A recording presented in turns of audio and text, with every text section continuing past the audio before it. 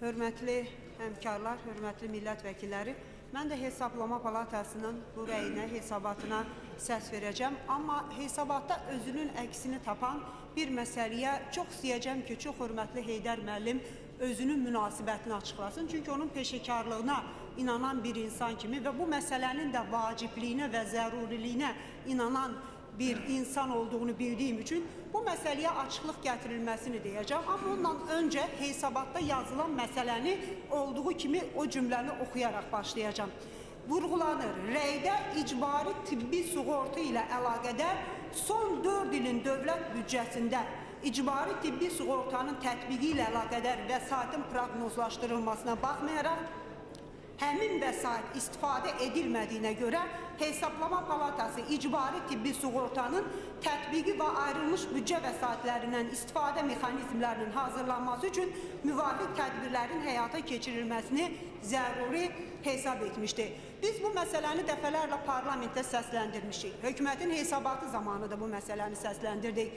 Və hər kəs, hətta təbabətə, səhiyyəyə adiyyatı olub-olmayan hər bir insan bilir ki, tibbin, səhiyyənin inkişafı, tibbi sığorta sisteminin inkişafı olmadan çox çətindir. Burada mexanizmlər, prosedurları tənzimləmək üçün, yəni səhiyyə tibbi sığorta sisteminin üzərində durur. Bütün sivil ölkələrdə bunun praktikası var.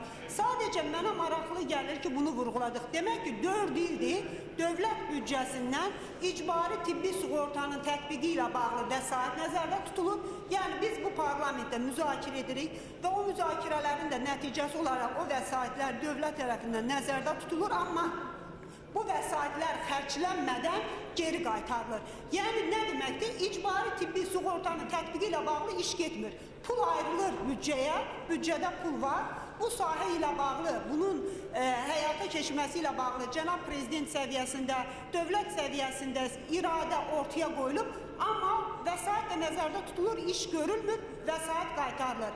Və hər il Hesablama Palatası rəy verir. Demək ki, hər il Hesablama Palatası bu məsələni də qeyd edir öz rəyində və gələn il yenə vəsait nəzərdə tutulur, o vəsait xərclənmədən geri qaytarılır, o birisi il yenə nəzərdə tutulur, yenə xərclənmədən qaytarılır, o birisi il yenə nəzərdə tutulur, yenə qaytarılır və 3 il, 4 ildir də Hesablama Palatası bunu rəyləri ilə təqdim edir. Heydər müəllim, sizə nə izah edirlər? Məndən çox maraqlıdır şəxsən bir millət vəkili kimi, çünki mən bunun izahını ciddi eşitmədim.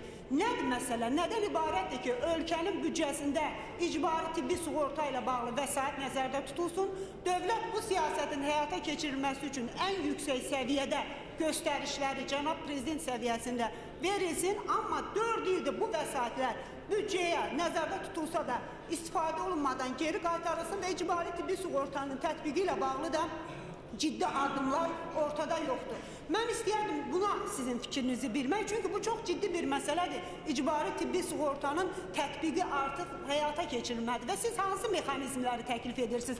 Burada qeyd edirsiniz ki, hansısa müvafiq tədbirlərin həyata keçirilməsini, mexanizmlərin həyata keçirilməsini zərur hesab edirsiniz ki, mən bunları da bilmək istəyirəm ki, ən azı 5-ci ildə biz bununla üzləşməyək, bu işlər həyata keçirilsin.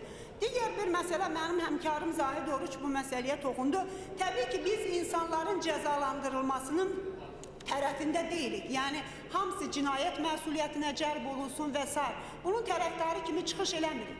Amma problem bundan ibarətdir ki, bəzən o vəsaitlərin mənimsənilməsi zamanı o geri qaytarılmada Zahid mənim çox gözəl sual verdi. Kim müəyyənləşir, kim onu qaytarmalıdır? Bəzən onu qaytarmalı adam bir xəbərdarlıqla yetinib və o vəsait kollektivin üzərinə düşür, işçilərin üzərinə düşür və onların hesabına bəzən o vəsaitlərin biz də duyuruq, eşidirik, mətbuat media səhifələrində bu məsələ ilə bağlı sizə müraciətlər olurmu və siz bunun qarşısının alınması üçün hansı bir mexanizmləri ki, təkmilləşdirmək ki, gələcəkdə belə deyək, kimlərinsə vəsait mənimsənilməsinin əziyyətini kollektiv geri qaytaranda çəkməsin bu məsələni.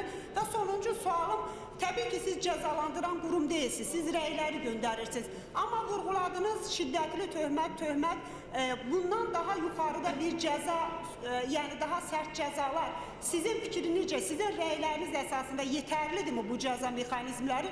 Yoxsa məsələn, daha sərt cəzalandırma lazımdır ki, bu halların qarşısının